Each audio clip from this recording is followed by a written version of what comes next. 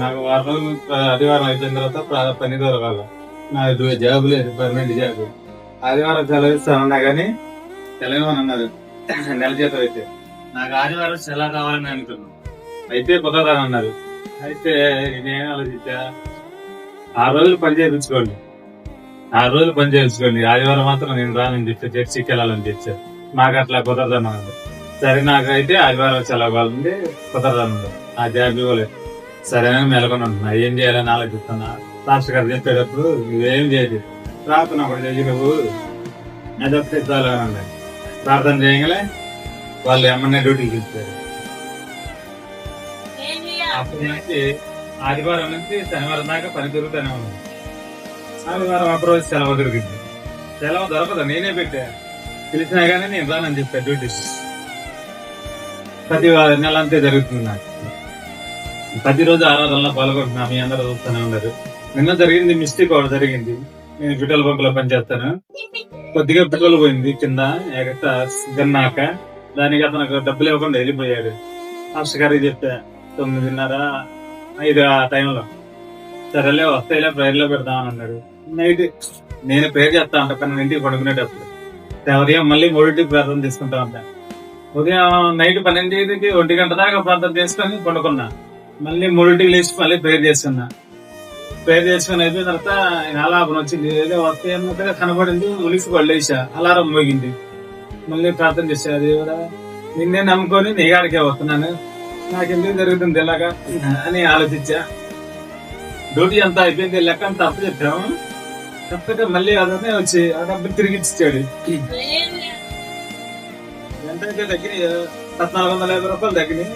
మళ్ళీ తిరిగి అతనే ఇచ్చాడు. దయచేసి చెప్పిన ప్రకారం ప్రార్థన అప్పుడు చెయ్యి, నీకెందుకు ఆ డబ్బులు వస్తాయని చెప్పాడు.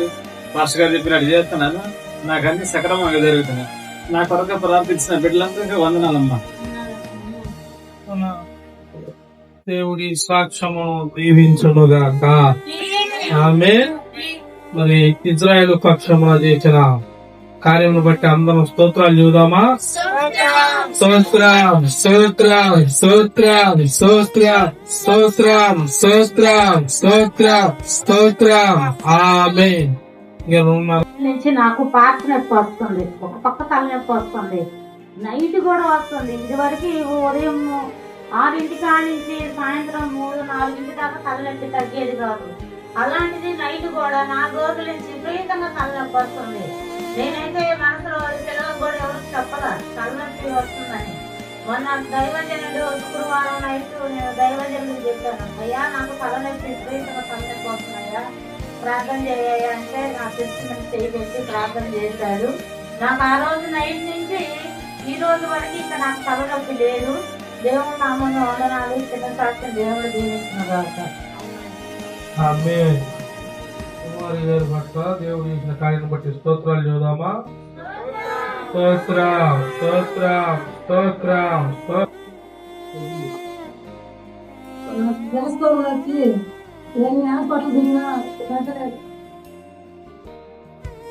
ఈ మందిరానికి వచ్చినాక తప్పుడు కళ్ళు తిరగటం అన్ని బీపీ అయింది.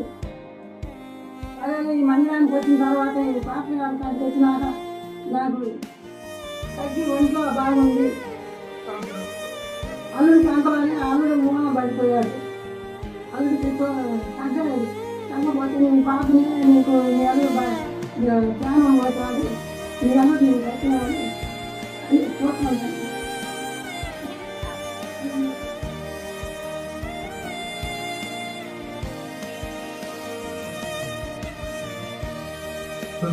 మొత్తం మంది సంఘంలో